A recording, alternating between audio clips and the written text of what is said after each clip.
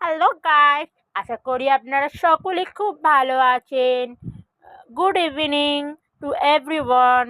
So আজকে আমাদের 3 রকমের খাবার হয়েছে বলতে পারেন। টিফিনে এই ক্রিস্পি চিকেন করা হয়েছিল, যেটি খেতে অসাধারণ হয়েছিল, যেটা তাওয়া ক্রিস্পি চিকেন কারি পাতা দিয়ে করা। তারপরে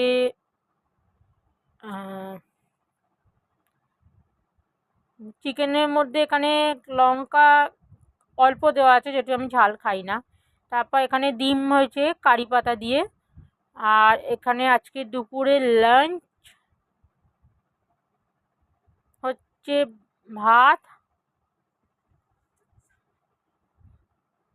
ডিমের কারি, সাম্বার ডাল,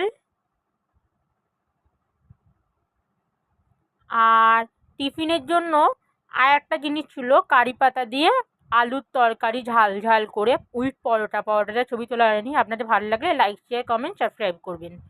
আপনাদের সহযোগিতা আমাদের একান্ত কাম্য।